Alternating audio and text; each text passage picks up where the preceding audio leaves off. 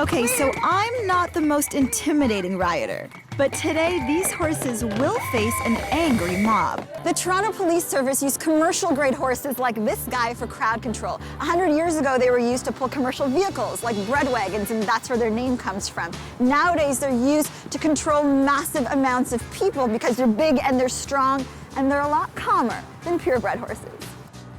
And of course, right when I say calm... Uh-oh. Uh-oh. So Diana, look up. Relax, take a deep breath, exhale.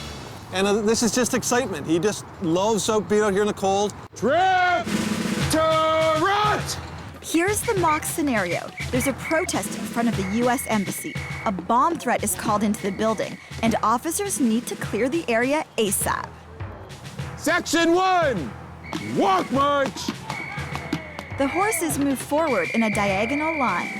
Almost like a knife peeling them off the wall. We'll be throwing soft sponges that aren't going to hurt the horse, but get them used to things being thrown through the air. Okay, we really upped the ante here. This is a very difficult exercise. What are we trying to get the horses to learn with this one? What we have here is like a dignitary trapped in a car around an angry crowd.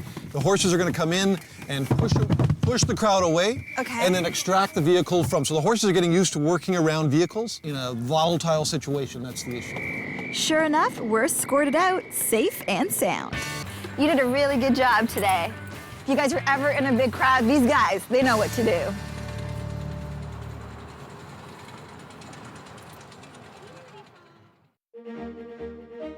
This is one of the most unique science labs in England. What do these bones tell you? Right, so this is the left foot of an elephant, and it's healthy. It doesn't have any disease. Right. This is a bone that comes from the right foot of the same elephant, which has an extreme case of osteoarthritis. So you can imagine the pain that the animal undergoes. And this is really why our study is so important, because we'll try to improve the welfare of these animals. Ready to work? Ready to work. Okay, now we will stick some reflective markers on her. These markers will help create a 3D animation of Peggy, if we can get them on. Don't bite me. Here, it's the banana. Do you prefer the donut?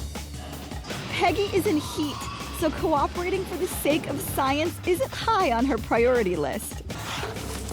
I'm sure she won't mind. Oh, good. I'm gonna distract Peggy so that Olga can put the markers on. Looks like my handiwork is keeping Peggy still. Oh no. One more, please. Turns out it's Mother Nature. So the pig is peeing, and it's a good thing we're wearing rubber boots. While Peggy is occupied, we finish the job. Now that the markers are on, the stage is set for today's experiment. The pigs are going to walk down this runway, and as they strut their stuff, these cameras will capture their every motion. Now, under here are sensors that will record the force and pressure on the pig's feet with every step they take. This is the most exciting bit, because you can see the actual pig running and walking. It's like a James Cameron movie. Exactly, yeah. Exactly what people in 3D animation movies are using. Peggy gives us a solid hour of her time, then makes it clear that she's had enough. Now, there's just one thing left to do. Thanks for your hard work, Peggy. Go, be free.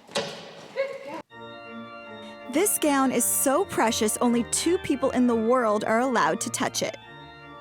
I don't think there's any way to say how valuable it is. It's just very historically significant. It was worn in 1816 when Princess Charlotte of Wales said I do. Today, almost 200 years later, the gown is falling apart. Daily Planet has exclusive access to follow the repairs. Before it goes through repair, the dress needs to come here in the science lab. Dr. Ian Gibb, tell me what you're doing here.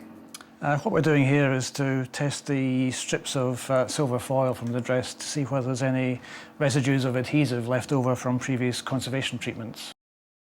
It's time to sew. This thin silk thread and these itty-bitty curved needles is what the team uses to repair these dresses. Now, these needles are so fine that doctors actually use them for eye surgeries. Using small tools like this is great for making the repairs look almost invisible, but really hard on the team actually trying to do the work. I am going to attempt to actually thread this little needle. It's actually really hard. Did I just get that? I just got that. But since I'm not allowed to touch the dress, bring on the professionals. And one of the interesting things about this dress is that traditionally queens wore silver when they got married, but Victoria kind of changed the mold. She was very fashionable and was the first to wear a white wedding dress, which is a tradition that's continued to all the blushing brides nowadays who love wearing white. However, the dress is no longer white. Yeah, it's beautiful silk satin with a cotton lace, and both of those materials are natural materials, and the natural fibres do tend to gradually yellow over time as they degrade. Well, it's preserved very well considering that it was worn in 1840. Can I help you do the honors of closing this back up and putting it away? Absolutely. Seeing them with the other dresses in the room, it really helps put it into context and shows how special it is. Sadly, Princess Charlotte died in childbirth, just a year and a half after she was married. But thanks to the dedication of this team, a beautiful piece of her history lives on.